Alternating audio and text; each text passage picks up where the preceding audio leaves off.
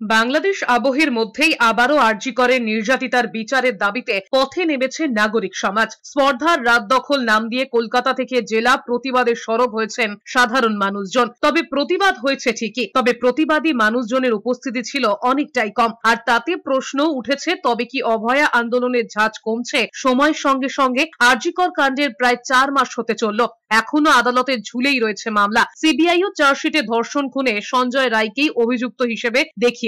এই পরিস্থিতিতে দ্রুত বিচারের দাবিতে আবারও পথে নেমেছে প্রতিবাদী মানুষজন। নাগেরবাজার, বেলেঘাটা, এয়ারপোর্ট, সোদপুর, স্মৃতি থেকে চন্দননগর স্লোগান উঠেছে উই ওয়ান্ট জাস্টিস। প্রতিবাদ মিছিল থেকে প্রত্যেকেই প্রশ্ন তুলেছেন, কবে বিচার পাবে অভয়া? তবে বিচার না মেলা পর্যন্ত তারা যে রাজপথেই থাকবে তার শপথও নিয়েছেন প্রতিবাদী মানুষজন। 14 আগস্টের পর থেকে আমরা